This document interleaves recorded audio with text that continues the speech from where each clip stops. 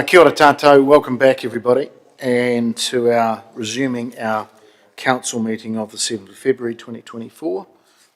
We're still in item 12 around the 2024 long-term plan consultation material, and we got to number 4 around some amendments that were approved, and that gives us a new number 4, but the recommendations are to council that the council proceed with an audit by Audit New Zealand of the draft LTP, which will include underlying information used by council to prepare the consultation document and supporting material listed in section 5.4, based on pending changes to the Local Government Act following an unaudited consultation documents outlined in a letter from the Minister of Local Government contained in attachment 1. Number 2, that the council consider the attached draft LTP consultation document attachment 2 and supporting material attachments 3 to 8, and provide any feedback to the CEO so they can make any changes and bring the material back to council on the 14th of February 2024 for adoption for review as determined under recommendation 1.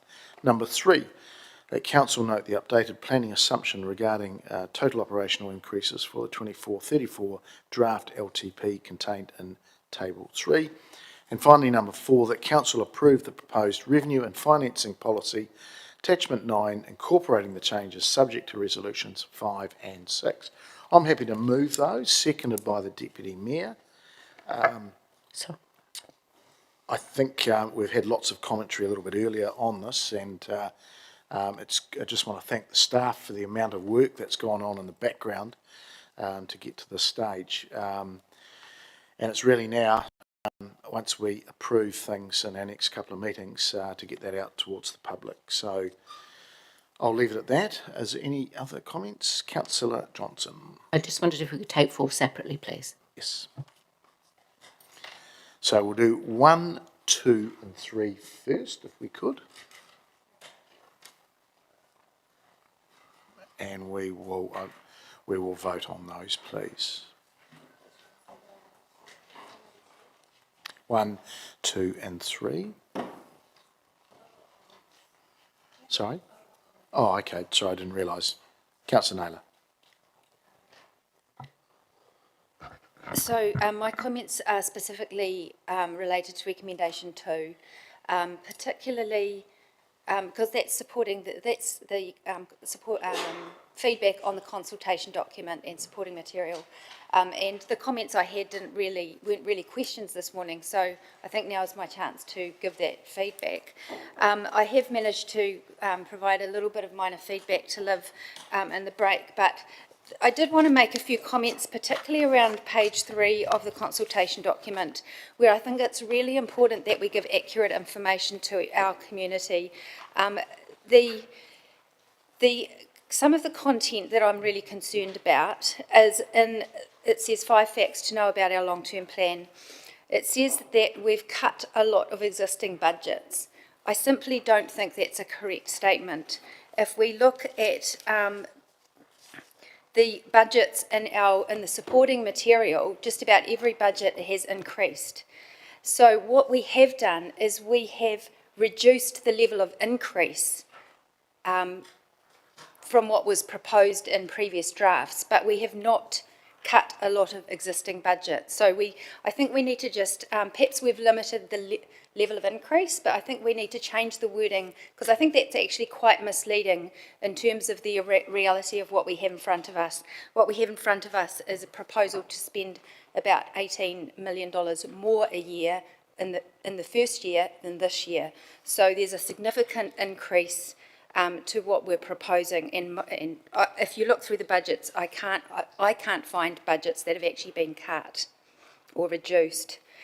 Where it says we can assure you that we've gone over every expense with a fine-tooth comb to do all we can to keep rates down, I'm sorry, but also I don't believe that statement is true. We have gone over it with a fine-tooth comb, yes, but we have not done all we can to keep rates down. As an example, there was $150 million worth of capital programs that Councillor Wood and myself proposed to be reduced that wasn't supported around this table. So so we haven't done all we can to reduce rates. There's a significant increase in the level of services proposed in this document. I don't think there's anywhere that we are really acknowledging that in this consultation document. I think we just need to be really careful in the words that we use. We're using, yes, a lot of effort has gone in to moderate the level of increase that had been previously indicated, but that is not a cut to the current budget. Those are just smaller increases. So I think I just wanted to put that out there. I presume not everyone in this room may share my views, but I think it's really important that we paint a very accurate, honest, clear picture to our community about what is actually being proposed. What is being proposed in the capital space is a significant increase in the level of service in terms of our community facilities, many things beyond what our community currently has. And some of those programs are optional, that we do have the choice about whether we progress them or not, and we have choices about the size of the investment. So that's the first comment I wanted to make, and that's just really on the consultation document. Aside from that, I wanted to just mention that I think the options that have been provided in there are really good. Overall, I think it needs to be a lot more concise and a lot less wordy. In terms of the supporting information, the feedback I would provide, based on what's being requested in recommendation 2, is that I've got some really real concerns, and I think Councillor Barrett touched on this during questions as well. I've got some real concerns around the level of revenue that's being proposed across the 10 years.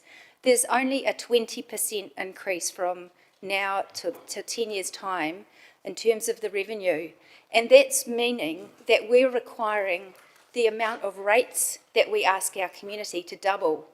So I think there's a real,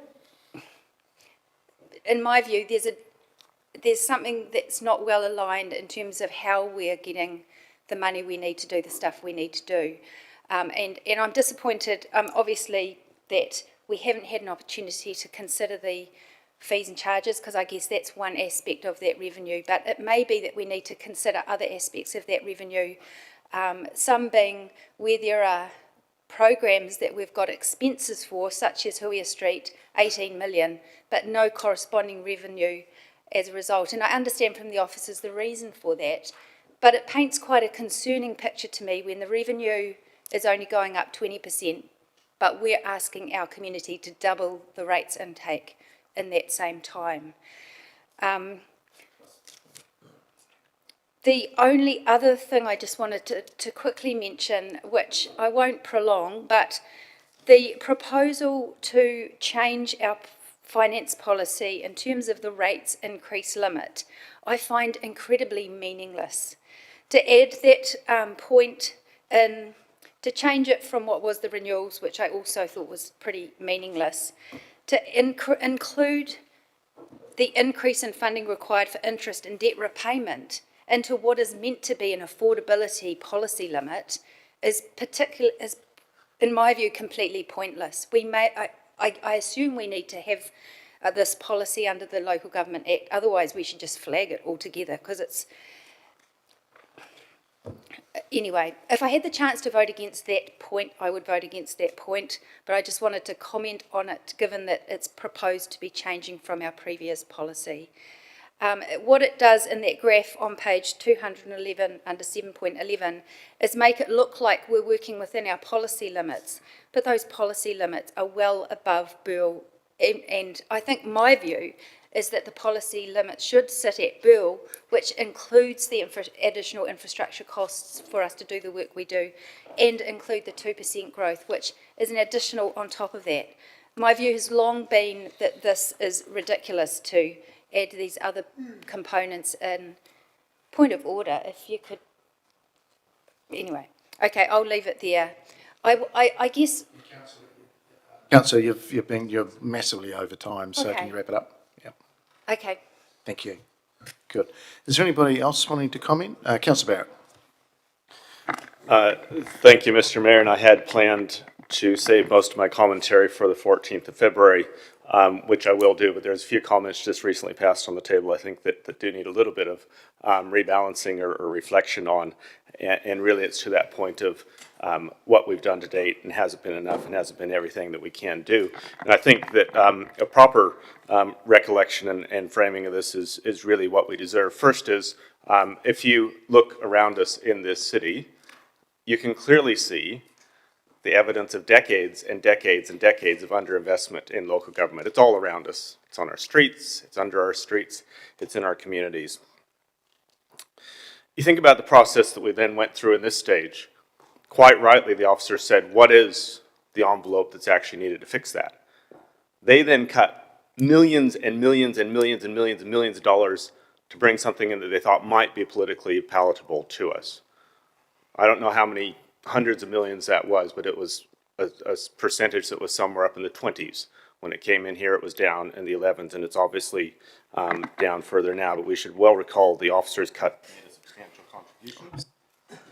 Thank you, Councillor Johnson, for giving me reason to pause. You know, we then went through and asked questions, debated, voted. Sometimes we voted twice on things, you know, and ended up cutting out millions of dollars further out of it. I mean, I think there's about $50 million that's now missing in the water budget because of votes at this table. So there's substantial cuts that were made to what officers brought us by way of proposal. There was a cut in terms of the rate of ramping of the renewals, I recall as well. So, you know, it's short of doing something different than democracy, it's a little bit hard to work out what else we could have done. We considered everything, we voted on everything, we now go to the community and ask them what they think of it, and it will be interesting to see what they think. But I don't accept that because an individual member may not have achieved what they hoped to achieve, that means we didn't do everything that we can do about this at this stage. So I do look forward to community input, and I will save the rest of comments for the 14th of February and wish officers well in the finalization of this document based on the input and feedback to date. Thank you. Councillor Johnson.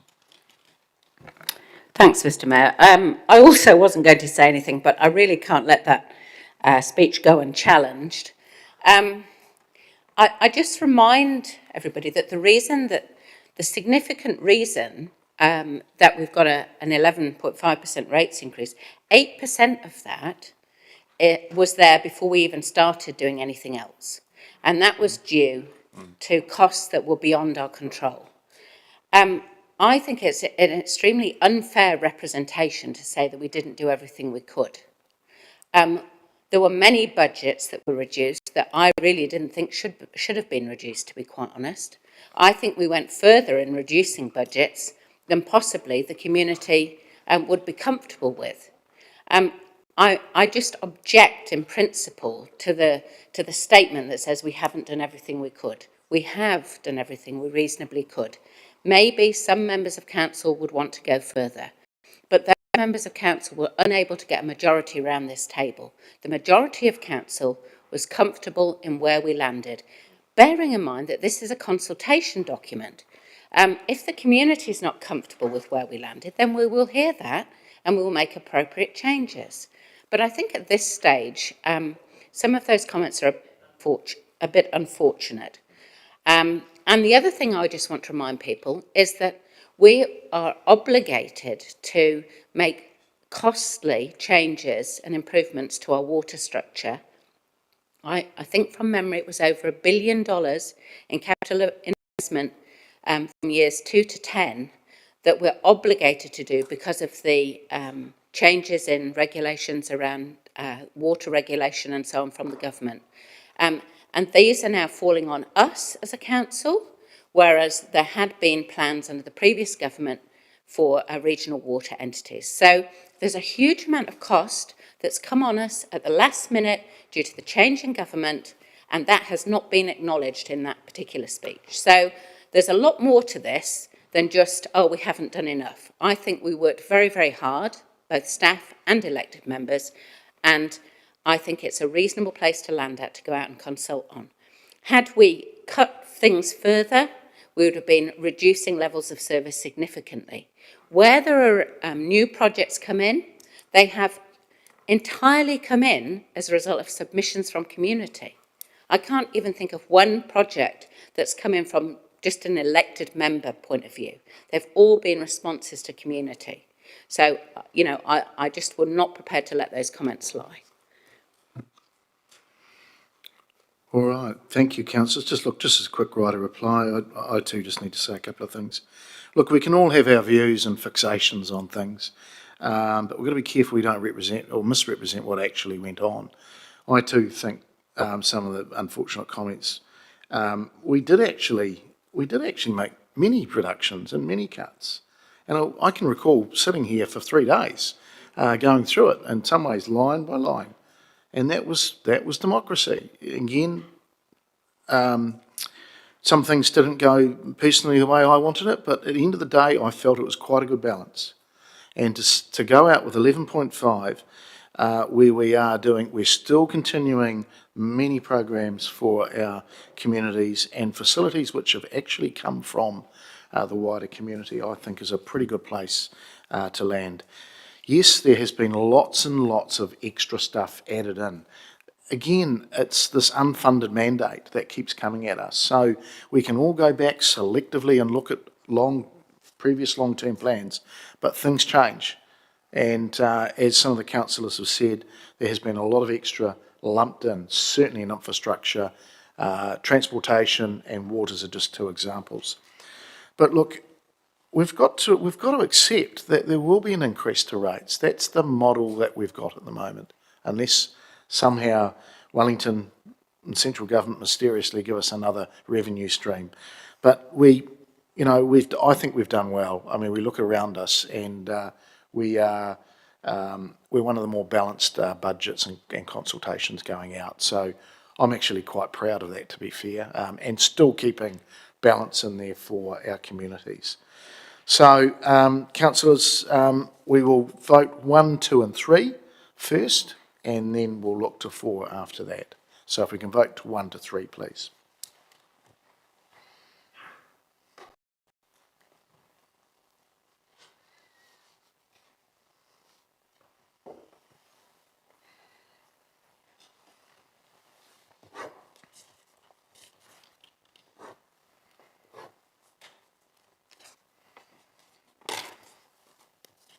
That is passed, 13 votes for and none against.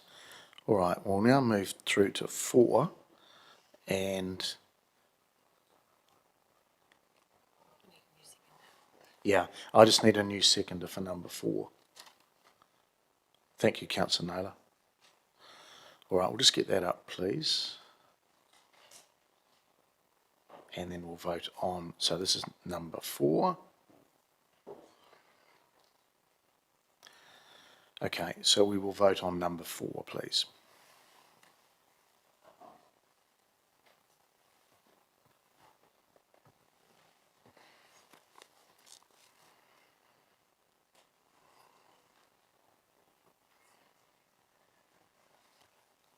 And that is passed, 9 votes for and 4 against.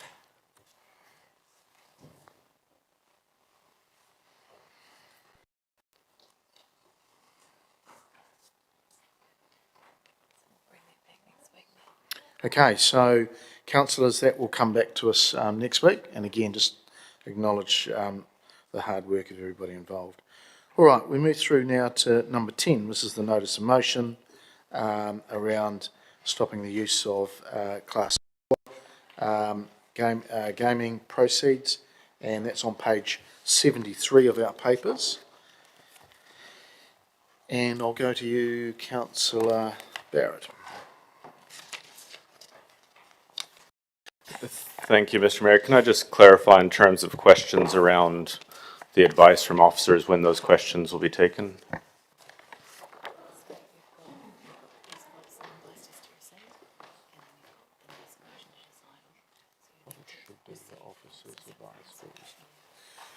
We probably should do the officer's advice first, I think, and then that sets up any debate a bit clearer after that. Okay, thank you.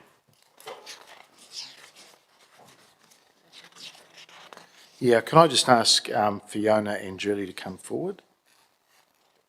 and that's on page 75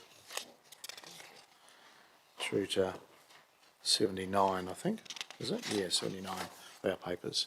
Okay, Fiona, over to you. Thank you very much. And good afternoon, Mr Mayor and councillors. Welcome back to 2024. Just by way of introduction, I'm Fiona Dredge, Commercial Advisory Manager. To my right, Julie McDonald, Strategy and Policy Manager. We're happy at this point just to take the memo as read and to answer any questions that you may have. Thank you. Councillor Naylor. Thanks for your report. Just one question. When we receive funding from gambling, sources, do they have any requirement for us to advertise that, where that's come from? Like put signs up saying this is from the Lion Foundation or anything like that? Yes, often that they do exactly that. So there may be some sort of plaque or some recognition on council's website or something like that to say where that money has come from. Okay. Are you able to give an example where we might have seen? I've just not noticed, but. Okay. Look, off the top of my head, with 100% certainty I can't, but I think Wild Base might be an example. The Okay. splash pad, maybe the artificial turf. So there's signage there to say where the funds have come from. Okay, thank you.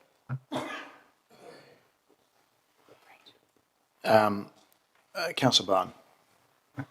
Thank you, Mr Mayor. Thanks for the report.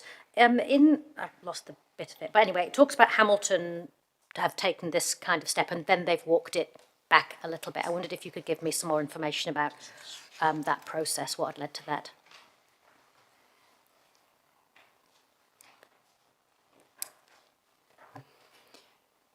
Kia ora. We don't have a great deal of information about that. We haven't. This piece of work, to be perfectly honest, is done right at the end of the year when there are lots of other pressing demands, so we haven't done an exhaustive piece of research. We put a listserv request out for all councils to provide us with information. This is one of the bits that came back.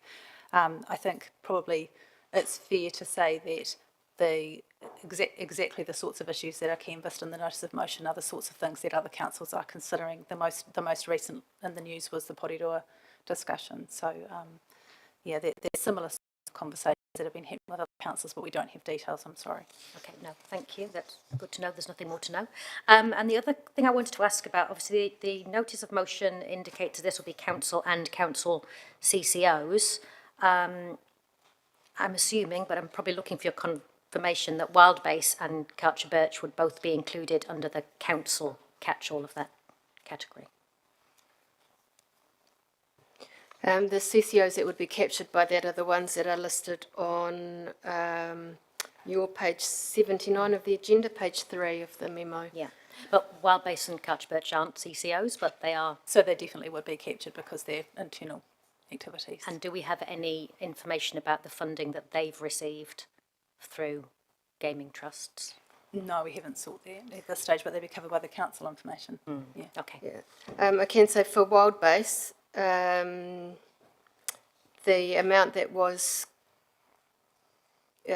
provided for Wild Base is on, again, on page 3 of the memo. So there was 345,000 contributed towards that from Class 4 gambling trusts. Culture Birch might, has Culture Birch been considered in this, just bearing in mind that they'll have changed from a CCO into in-council during the period that you're reporting on? Have we? No, sorry. Okay, lovely. Yeah. No further questions then. Councillor Barrett. Thank you, Mr. Mayor. Firstly, just a question around the draft long-term plan. Is there anything in the draft long-term plan that requires POKI funds to achieve? In the draft long-term plan, I think there are projects that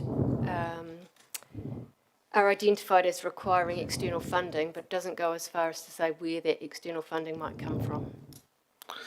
So it would be a limitation to scope of where those co-funds could potentially come from then. Correct. Thank you. And just wanted to clarify as well, my understanding from the officer's advice is that if this is a decision of council today, it would be blended into the consultation of the draft long-term plan. We'd have an opportunity to gain further community views on it. Is that in fact the process from here? Yes, I think it would be, now that all those staff have just left. I think it's probably one of those matters that is really tiny in some respects, but is potentially enough of a change of course that perhaps council would want to signal it in some way, and it'd be a really useful way of getting feedback as well. Great. Thank you both, Mr. Mayor. Councillor Johnson. Sorry. I was just going to ask about the consultation as well, so that's been covered by Councillor Barrett's question. Thank you. Councillor Finlay. Mr. Mayor, I'm not sure whether it's for the staff or for Councillor Barrett. You say class 4 gambling. Now, does that also include lottery and scratchies? No, it doesn't. Those are not classified as class 4. No.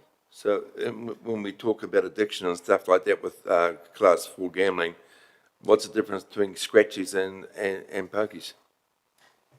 They're classified differently in the legislation that's covered in the report and also in the social impact assessment that was brought to you when the gambling policies were reviewed. So this is quite a narrow band of gambling, and really the only decision that council gets to make is about consents for licensed premises. So if we vote for this, we're just saying we're saying no to pokies, but okay for other gambling. That's probably a question for Councillor Barrett, but my understanding is that the intention is to limit council's applications for funding from the proceeds from gaming trusts. Only for gaming trusts. Thank you. Councillor Hancock. Thanks, Mr. Mayor. Julie, just picking up on the question which was asked earlier, just in terms of you cast around all of the other councils in the country just to find out what they're actually doing. How many responses did you get back from all the councils? It became some detective work. So what happens is one council person will say, I think Hamilton did something, and then you go tracking down Hamilton. So you tend not to get responses from councils who, for whom it's not been a consideration or something they've not considered, but it may be that they haven't reviewed their gambling policy in a while. So there could well be councils we haven't, that have such a decision. We haven't looked at everybody's gambling policies that they are required to have. And as I've noted here, often those decisions are actually recorded in their financial policies rather than in their gambling policies, because it's really about the finances of council rather than about the gambling issue and the scope of those decisions themselves. Okay, thank you. So we could probably sort of regard this as, I guess, a fairly incomplete response rate. Would that be fair? Those are the only ones that we've heard back about, and the staff were really helpful. And but I would think it would be unlikely that there are a whole bunch more that have considered it. Okay. That doesn't seem likely. Thanks, Julie. Mr. Mayor. Councillor Naylor. Thank you. Just one further question. When we looked at had the debate around pokie machines last year, there was information to say that there was a requirement for a certain percentage of the intake to be redirected back into communities. I'm just trying to remember if you can clarify, was there a specific amount that comes to Palmerston North, whether we take it or not, or if we didn't take it, could it go elsewhere in the country? Sure, well remembered. It's 40%. So I think, and it's something that council considered quite closely. The trusts themselves, they're often national trusts or operating in different areas. There's no rule that says that the locally gambled money needs to return to that particular community. So when Fiona and her team seek funding from those trusts, they may well be seeking funding more broadly. It might not be Palmerston North money that returns here. So if we stop applying for it, that money will still have to be spent, but it might be spent in another town? Yes. Is that correct? Yeah. Okay. All right. Sorry. Oh, Okay. Deputy Mayor. Kia ora, Mr Mayor. Ngā mihi kia kōrua.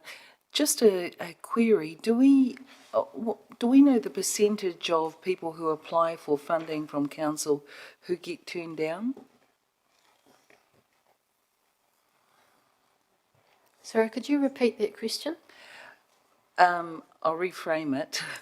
Different clubs or organisations make application to council for funds. What percentage of those who apply for those funds gets turned down?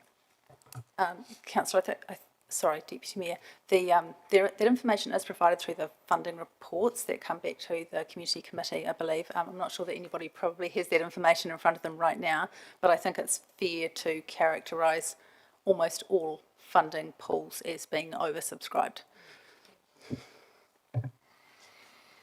Okay, so we've got the council resolves to receive the memorandum entitled Officers' Advice in Response to the Notice of Motion on Class 4 Gambling Proceeds. But I just need to understand, because there was a question there about if this notice of motion succeeds, it's going to be in the consultation document. That doesn't say that anywhere. So I'm just, that'll have to be added if that's the case. Yeah. My thought in response to that would be that some advice could come back perhaps to next Wednesday if this succeeded. Okay, all right. It just, through the chair, the recommendation to the council adopt a policy of not applying. If that proceeds, that's, as that reads, that's it, as I would understand it. So might just want to consider that a little bit. Okay, all right, so we've got the council resolution. I'm happy to move it. The top one, number 1. Could I have a seconder? Thank you, Deputy Mayor. Thank you for the officers with their advice. Is there any commentary? Councillor Finlay. I wouldn't vote for this because it's only halfway. If we could change it to... Councillor, you just need to stand. Yeah. Oh, sorry, I forgot we're back at council. Sorry about that. If we were voting to apply, if it was worded to... Point of order, Mr. Mayor. I'm not sure that we're actually to the point of debate of the notice of motion. This is officers' advice. I'm just going to let him continue. So we're talking about the advice? Sorry. Okay, yeah, you're right. I thought you were talking about the officer's advice. Yeah. Okay. All right. So I'm not going to comment. Thank you to the officers for providing it, and it's given us some background information. Thank you. All right, we will vote to receive it. Just number 1. Receiving the advice.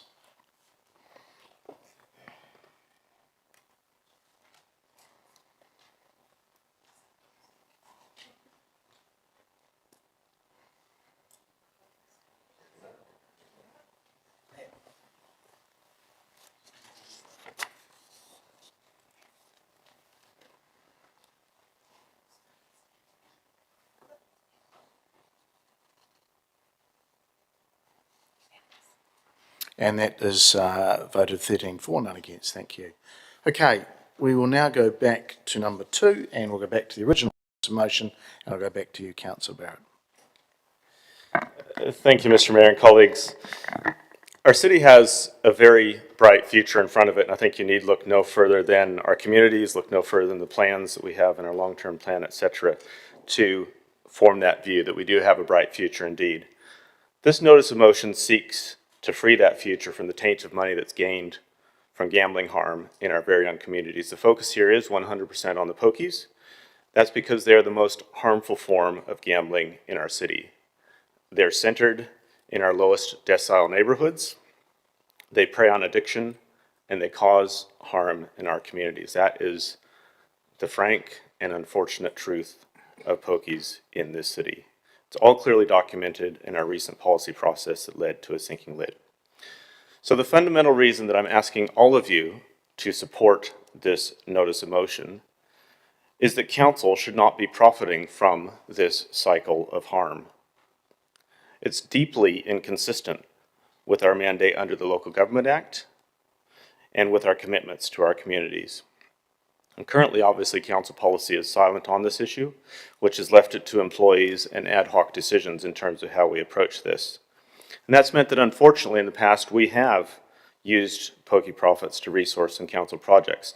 And in my view, a clear policy is needed to ensure that we do better in future, and I urge you to vote yes to get us on the right track. So beyond the logic in avoiding funds directly linked to community harm, there are two key reasons to vote yes. The first of those reasons is that council doesn't actually need the pokey money.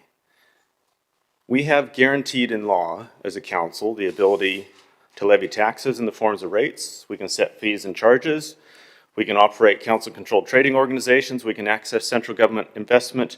We can enter partnerships. We can tap third-party investments. And I am all for non-rates revenue, as anyone that's around this table today understands. I expect we all are. So fees, charges, leases, companies, partnerships, those things all have their place.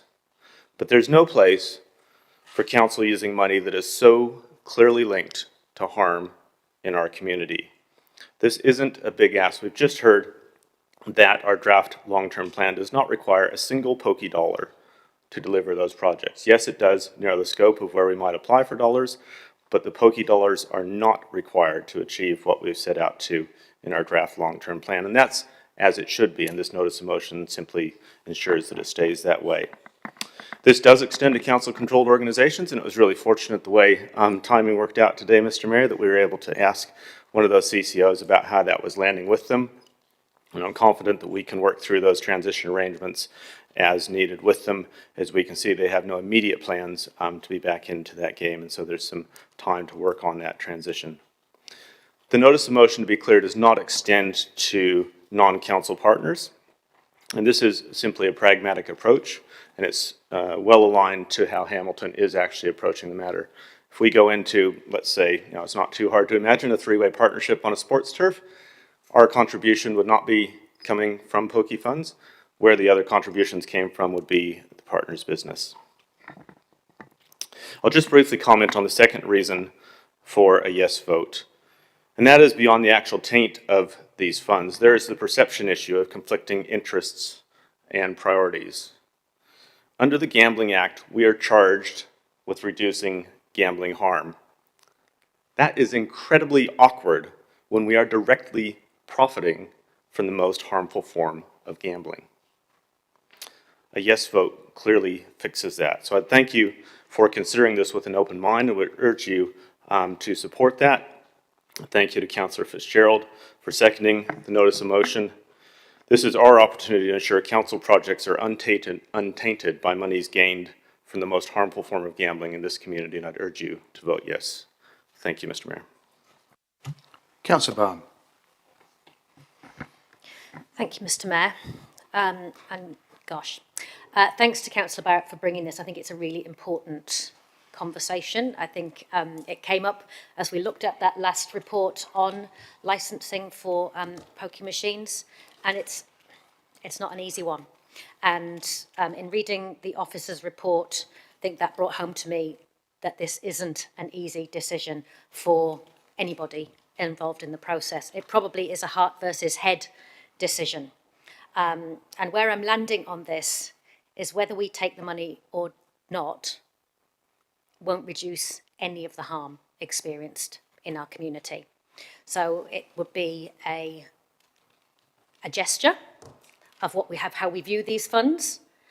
But I have to say, today, a bit of an empty gesture. And I'm sorry to say that, because in my heart, I think this shouldn't be an issue that we're talking about. I would much prefer if this wasn't something that was in front of us, but it is. And I know that some of the projects that I've advocated strongly for around this table, and two of them are listed there, the Wild-Based Recovery and the Memorial Park Splash Pad, I know they would not have gone ahead without this money. There is no way that council would have found that money. In fact, council was trying to reduce the amount of money it put into those projects, not increase it to make up for a shortfall in funding. And so for me, the balance of benefit is with the projects that all of our community benefits from. And I will continue to advocate strongly for us to reduce harm from gambling, but this doesn't do that. This simply reduces the amount of options that are available to our community through the funding that we receive. And so sadly, today, I won't be supporting the recommendations. Councillor Wood. Thank you, Mr Mayor, and thank you to Councillor Barrett for bringing this forward. I agree with Councillor Bowen that this is a worthwhile discussion to have. And I've sort of swung both ways on this one since it was first brought up a few months ago by Councillor Barrett. And so for me, I've put it through two ethical tests that I hope other councillors will do as well. The first one is, will this reduce the harm caused by Class 4 gambling? Because really that's the crux of it. Class 4 gambling is not induced by where the money is spent.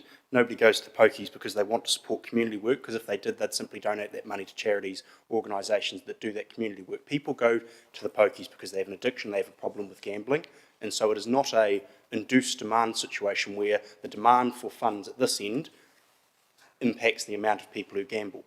And if we want to test that idea, let's say that there was 100% of the proceeds of gambling went to the venue operators and none of it went to the community. Would that reduce the amount of gambling in the community? No, it wouldn't. So will this reduce the harm caused by Class 4 gambling? No. So the second test that came to me was, will this have a positive impact on the community at large? We've heard from our museum earlier today that the funding environment's getting more and more constrained, and this will simply make it more difficult for them, as an example, to provide capital upgrades and extra funding for community projects. We've seen over the last 10 years, council and CCOs have achieved or have received $1.1 million from these trusts, and so would we be helping the community or having a positive impact either by reducing the harm from gambling or increasing the benefits in other ways through the community services we provide? No, it wouldn't. And so I appreciate where this is coming from and I appreciate the morals behind it, but on both of those ethical tests, this motion doesn't work to help the community or help those who are suffering from class. And so given the constrained funding environment we find ourselves in, I can't find myself in a position to support this, but I want to assure councillors I've approached with an open mind, and I'm, equally sad as Councillor Bowen as where I've came to with this, but I just don't think it's fixing anything. So I appreciate you bringing it forward, and I appreciate the spirit behind it, but I won't be supporting it today.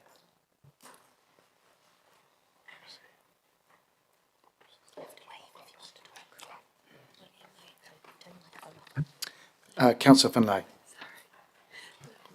Thank you, Mr Mayor. This is, notice the motion is not covering all gambling, and people say that pokies is the worst type of gambling. Well, if you have a look at some latest statistics, you're wrong.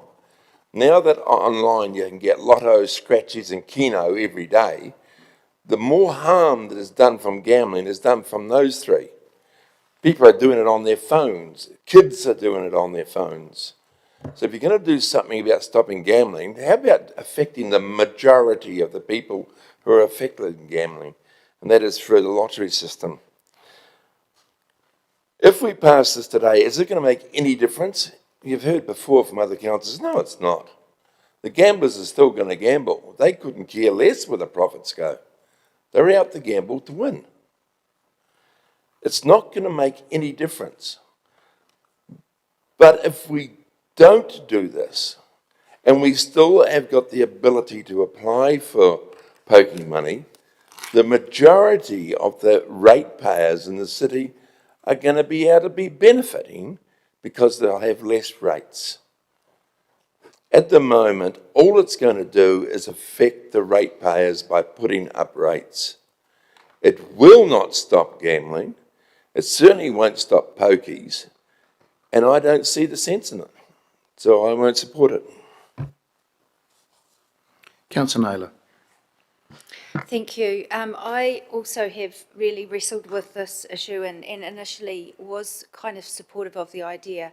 However, I won't be supporting this for similar reasons that have been outlined by Councillor Wood and Councillor Bowen. I mean, I asked myself the question, will this reduce gambling harm? And it won't, unfortunately.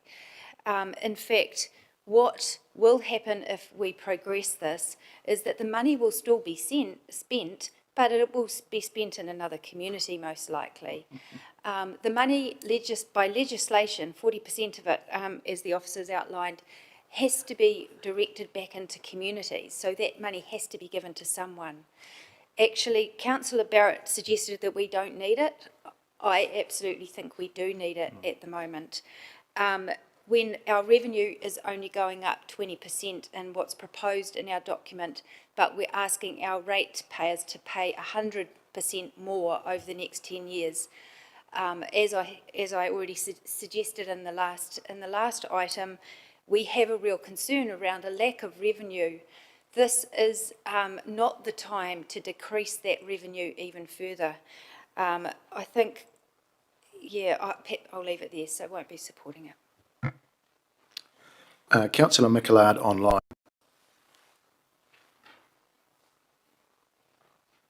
Thank you, Mr. Chair. Can you hear me? Yes. Oh, thank you. Just wanted to probably just jump in there quickly just to say that I won't be supporting this. While I understand the intention of the mover and the seconder with regards to the PNCC or the organisation receiving tainted money, personally, I'm someone I'm against gambling and that sort of thing. I understand that. And I understand the motive behind the recommendation before us. But I'm more in line with Councillor Wood and Councillor Bowen, his line of thinking. And I think Councillor Bowen summed it very well. And also in stating that, this is an issue, head versus heart and that sort of thing. And I've had to wrestle with this as well.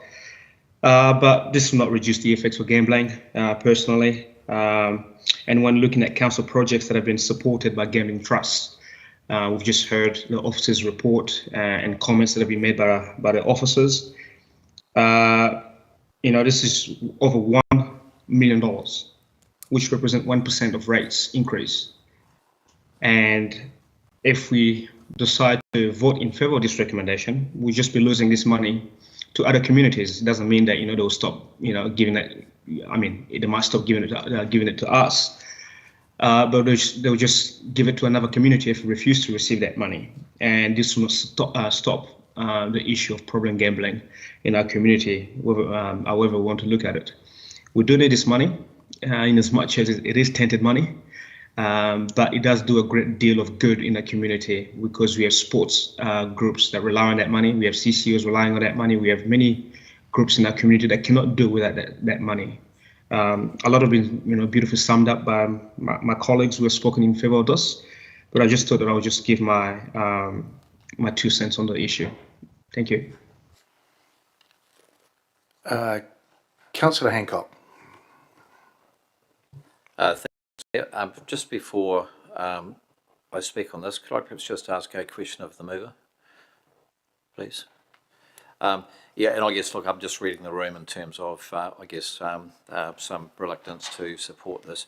So my question really to the mover is, have you thought about perhaps incrementally introducing this perhaps over a 3-year period so that it gives particularly our CCOs an opportunity to find other sources of funding to fill the gap, which quite clearly might be a risk?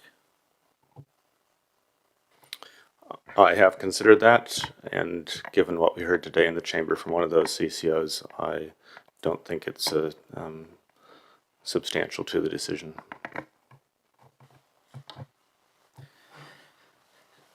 Thank you, Mr. Mayor. Thank you, Councillor Barrett, for that response. I'm actually going to support this, and the reasons I'll be very brief. Is that we as councillors are the leaders of our community, and for that very reason, we really need to make sure that we make ethical decisions in this chamber that are supportive of the well-being of our communities.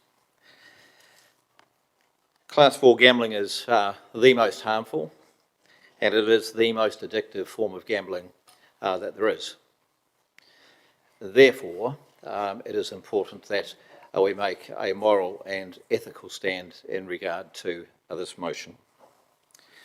We need to show leadership, and my question to you is that if you can take money which is tainted, and many councillors have actually talked about this money being tainted, if you're going to take tainted money as a result of Class 4 gambling, why not take money from drug runners?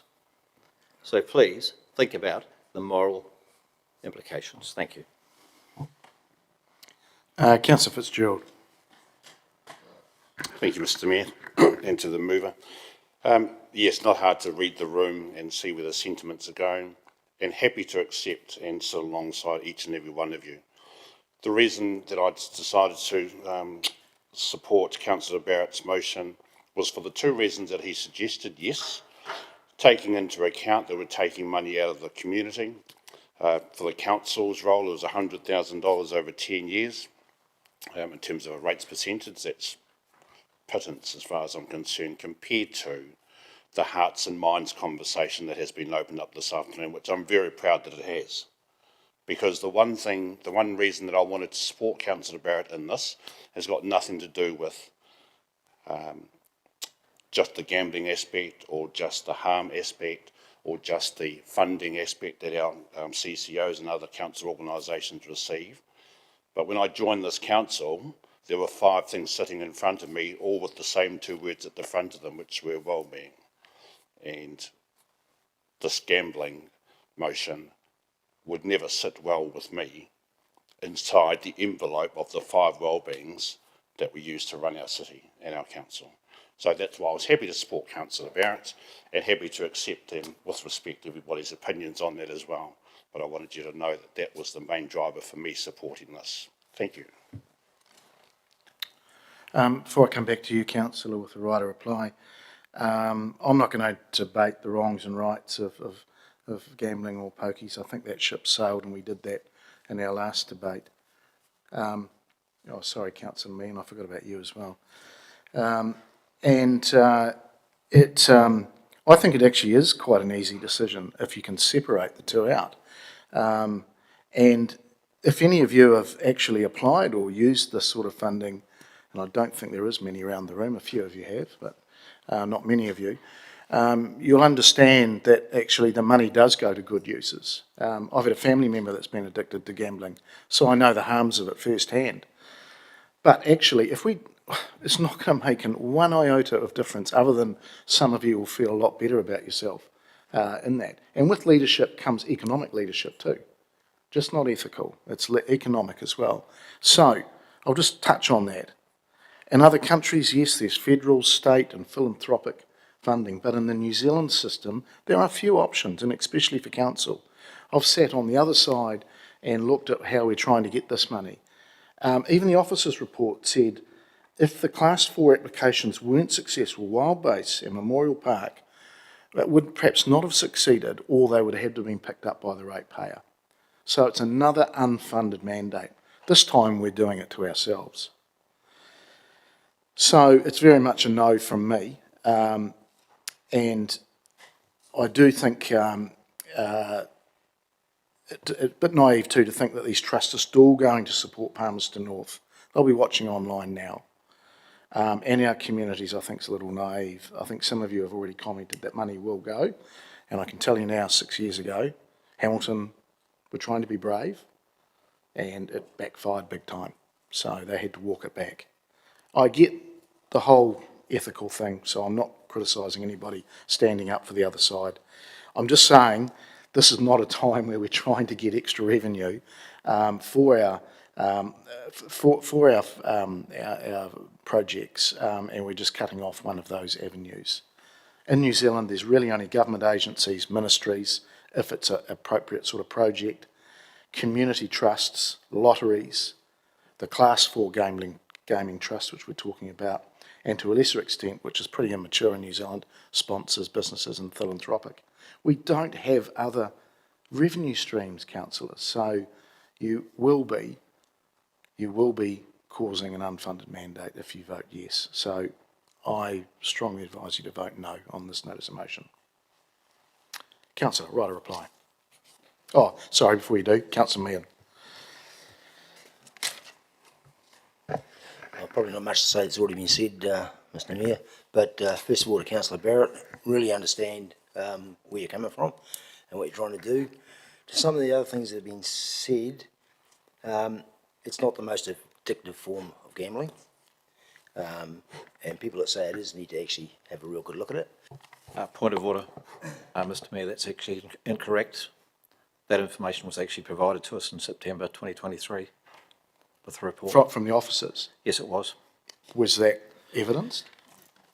Not today, but it was, it's previously been given to. Mr Mayor? Okay. Thanks, buddy. So just carrying on with that point, I mean, I think the big thing we miss, yes, it's all the right moves, it's ethical, it's everything else. We feel good about ourselves if we're not supporting it. But I think the reality is people need to look at cycles. This person in the family has a gambling problem. So what comes with their gambling problem? Those kids aren't getting fed. They aren't getting schooled. They aren't getting looked after. So what those kids do, with a bit of luck, somebody in the community will pick those kids up and look after them. But where are those people getting their funding from? From the gambling money. So the kids are getting that money back eventually, in a roundabout way, but they're getting it back. They're getting looked after by somebody else that's picking them up. They're relying on that funding to look after them.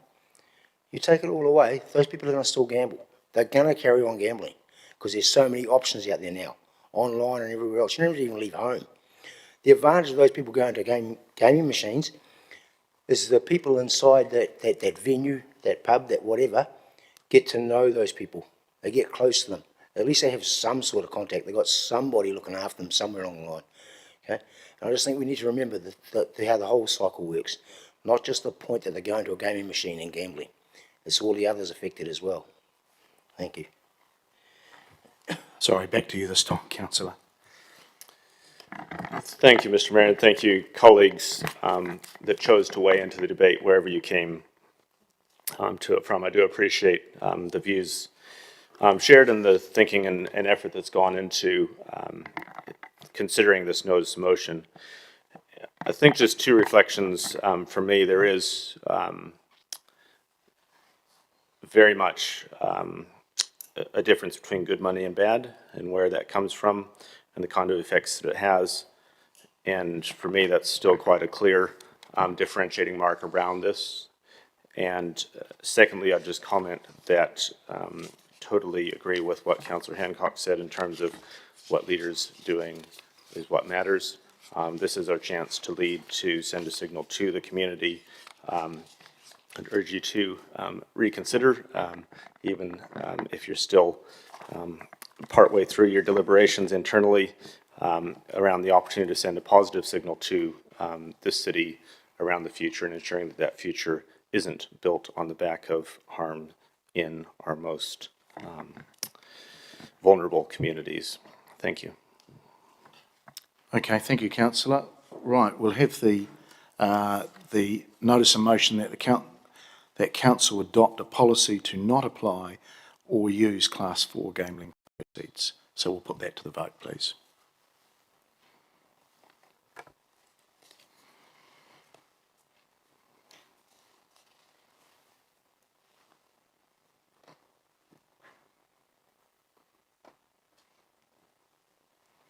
And that has failed, 4 votes for and 9 against.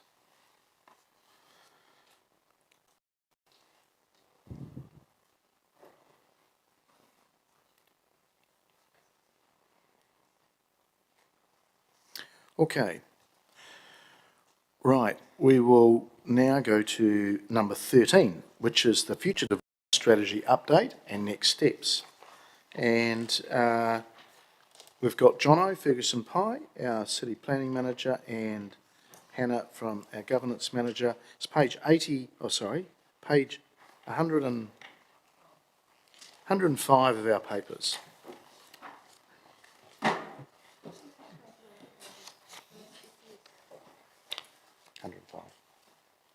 That's wrong, that's wrong. Okay, over to you, Jono. Good afternoon to the Mayor and councillors. We'll take the report largely as read.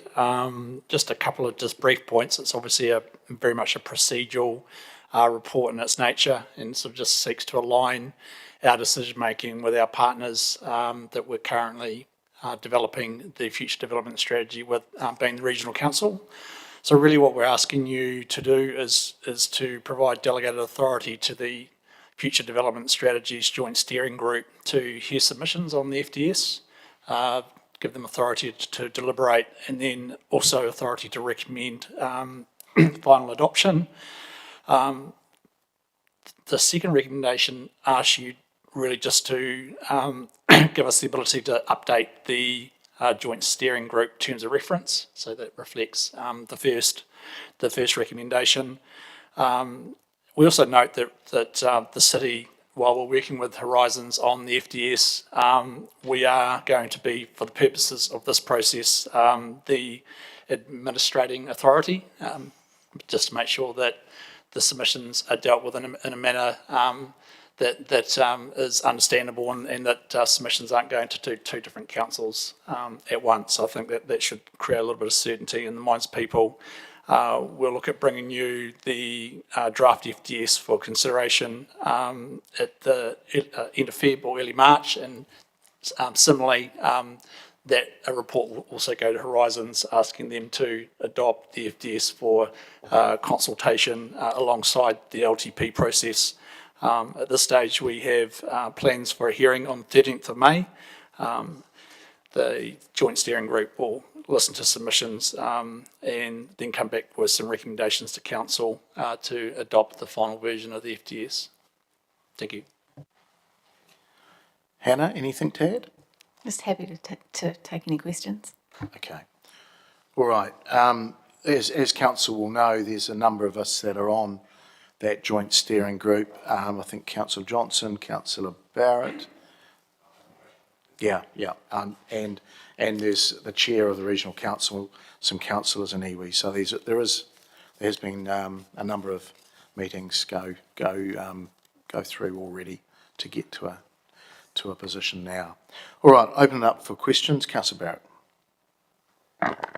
Thank you, Mr. Mayor. Just a couple of questions. Which Councillor Gordon? Fiona. Thank you.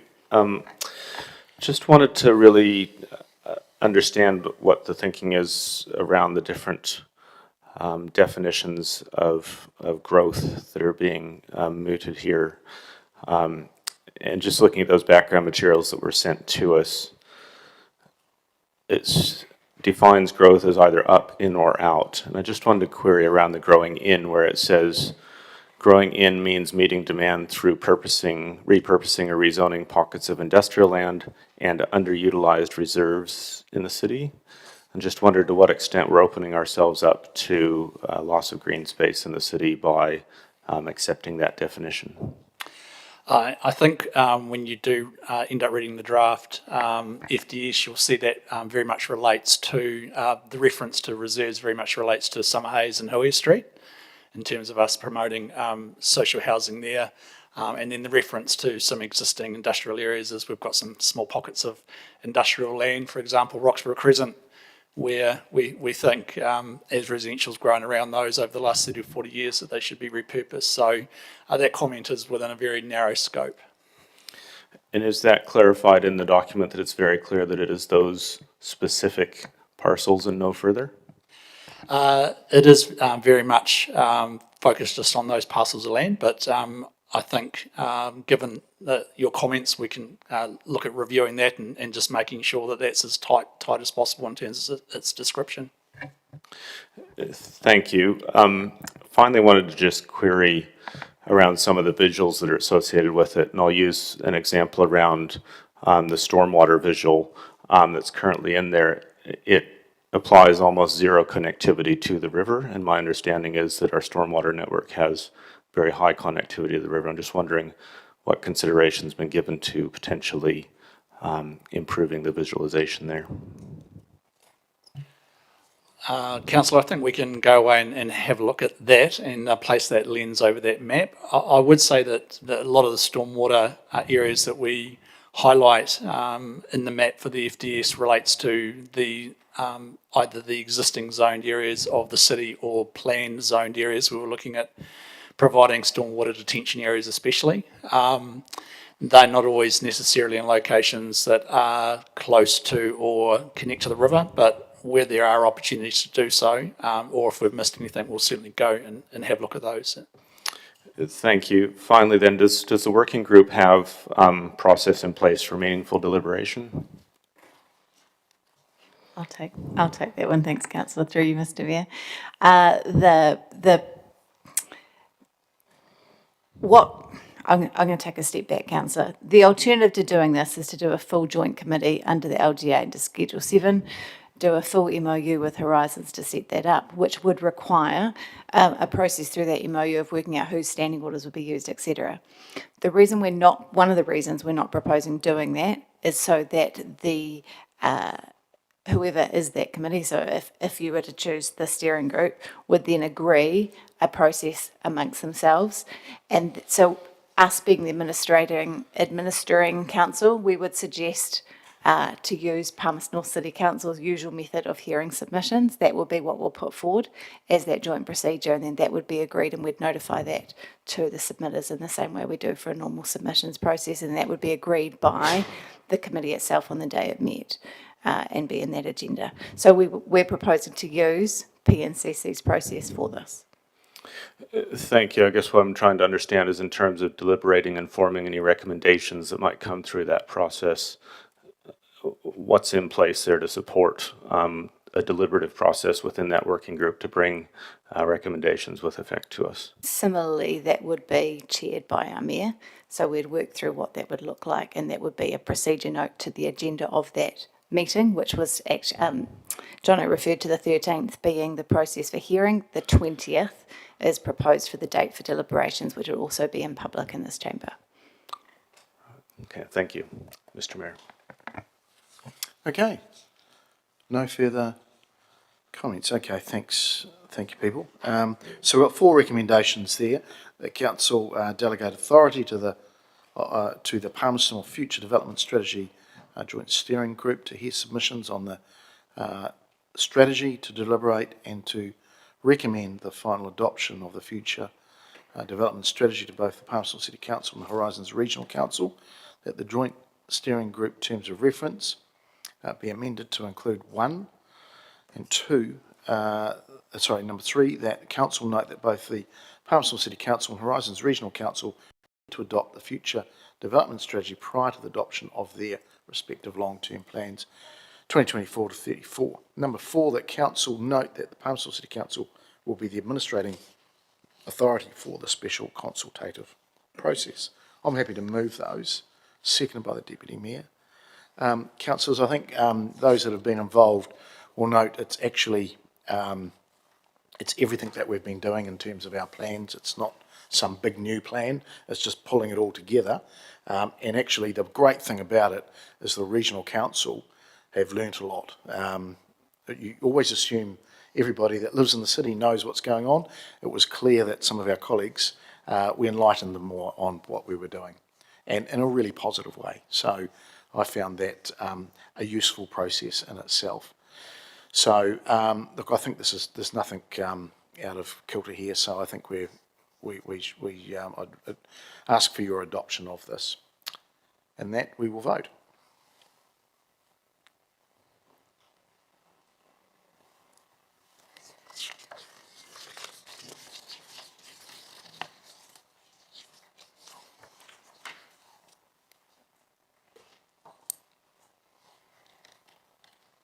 That has passed, 13 votes for and none against.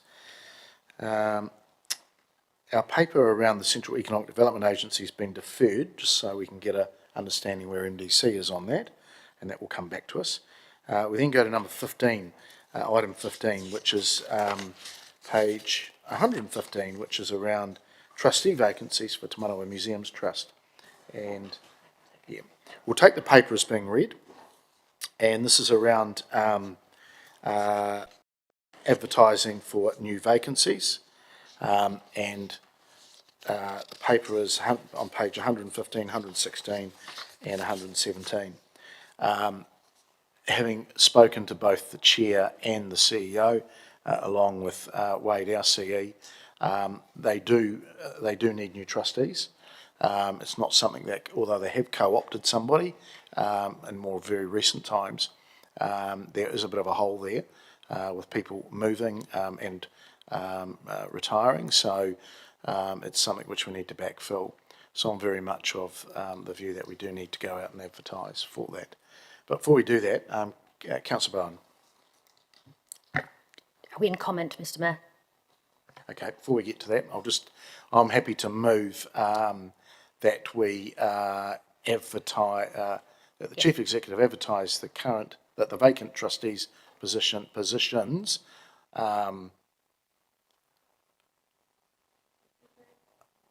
If Hold that's on, just item before we do 1, that. then I'm happy to second that.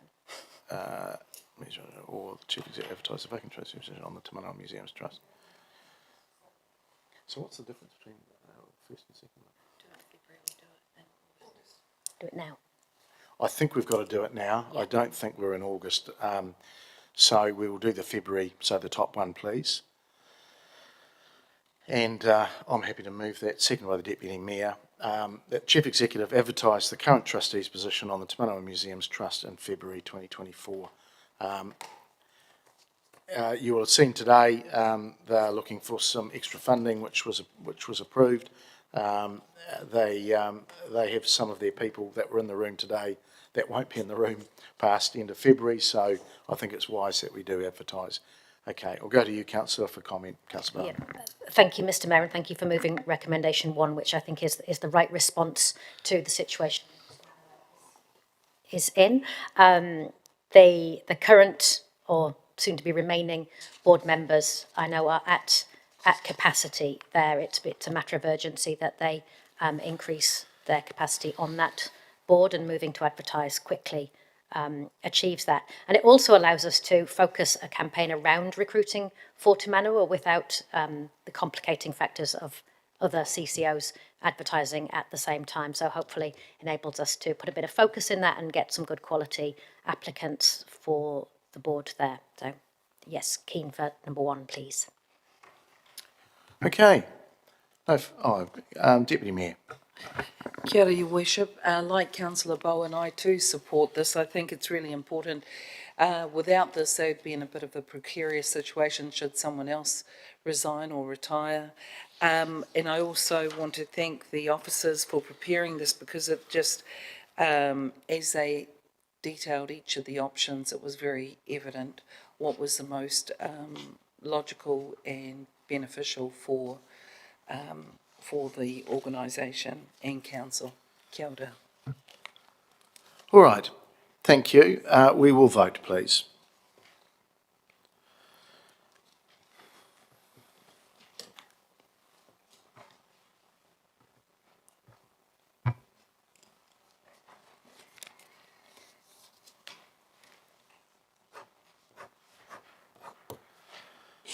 And that's passed, 13 votes for and none against. Thank you. Right, we'll move through to our final item, which is item 16, around council work schedule. And this is on page 119.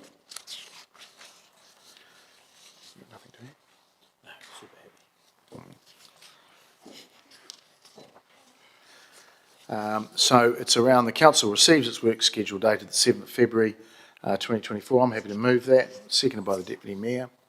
Are there any comments or matters arising from it? There being none, we will vote, please.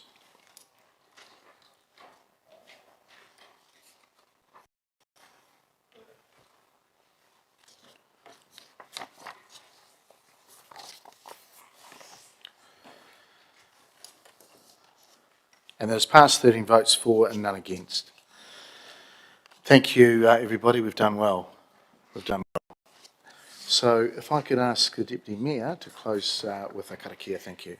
Thank you, Your Worship, and thank you, colleagues and officers in particular, and also anyone who's watching as well. Whakarongo ake au ki te tangi a te manu a te mātui. Tui, tui, tui, tui a. Tui a I runga, tui a I raro, tui a I roto, tui a I wao. Tui a ki te here tangata. Ka rongo te pō, ka rongo te ao. Tūturu whakamaua kia tīna. Haumi e, hui e. Kia ora, everyone. Thank you. Kia ora, thank you, everybody. Enjoy the rest of the day and evening, and